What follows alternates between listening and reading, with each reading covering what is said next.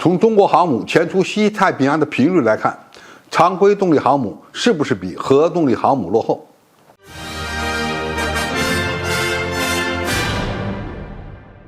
观众朋友，大家好，我是付天少。近日，山东舰航母在西太平洋训练，逼近关岛500公里范围之后，又出现在距离台湾岛东南120海里的位置上。但是最新的照片显示，辽宁舰仍然在大连造船厂进行维护。这也意味着目前不会出现中国2艘航母都在西太平洋巡航的情况。以中国2艘常规动力航母的情况来说，能够常态化的保持1艘航母处于战备状态，已经相当不错了。当然，过去也出现过人民海军2艘航母同时执行任务的情况。尽管如此，网上呢还是有人在发出常规动力航母非常落后的声音。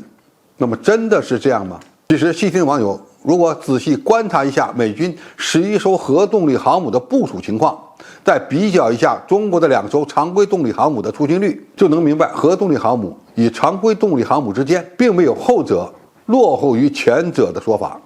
核动力航母的优势是不需要携带大量的燃油，远洋作战时其自持能力更强，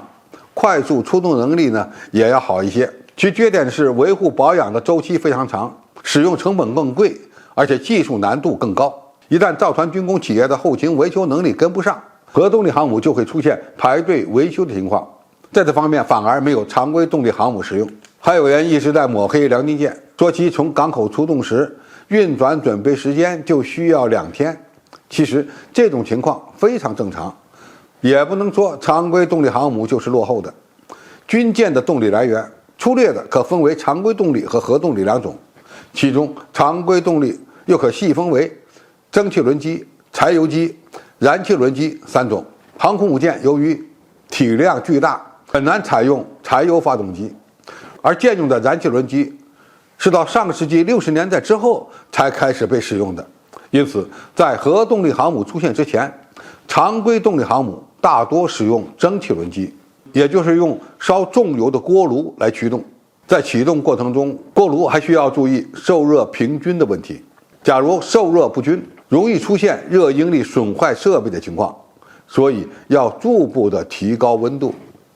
这个过程不能太快。美国海军的最后1艘常规动力航母肯尼迪号，在开冷机的状态下，需要提前1个星期点燃4台锅炉中的其中1台，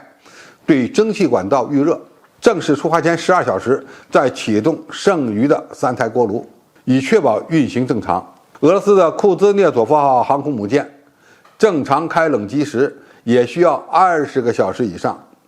当然，为了避免冷启动所带来的问题，常规动力航母在回港保养时可以维持锅炉的低功率运转状态，也就是通过暖启动，一般2个小时以后就能满功率工作了，最慢也不会超过4个小时。而核动力航母的原理其实呢也是烧锅炉，只不过改用核反应堆来取代重油锅炉。核动力装置的优势是能源可以几十年不需要更换，所以不需要停机，靠港停泊时也只是降低功率，出动时加大马力也只需要4个小时左右的时间。但是核动力航母有一个问题是比较严重的，那就是维修的周期特别长，每隔3个月就要进行定期的有限维修，5.5个月要完成1次船坞的定期有限维修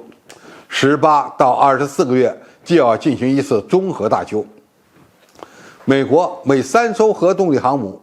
一般只能保证1艘处于正常的战备状态，这还是能够进行正常维修的情况下获得的结果。一旦出现造船工业衰落，就会出现航空母舰排队维修的尴尬局面。常规动力航母每次部署后也要进行选定维修或选定有限维修，一般用时4到6个月，但是其维修过程仍比核动力航母要简单得多。可见常规动力航母与核动力航母不能说谁的出动效率更高。核动力航母的优势主要体现在维修时不需要冷启动，但是它的缺点是维修周期比较长，何况启动过程中的优势并不那么明显。中国未来航母发展之路一定也会造核动力航母，但是也需要同时维持几艘常规动力航母，因为2者各有优缺点。对于一个超级大国来说，拥有更多的核动力航母，如果后勤保养跟不上，出动效率就会大打折扣。那么还不如多造点常规动力航母。这就是美国航母力量衰落给中国的启示。好，今天评述就到这里，谢谢大家收看，我们下期再见。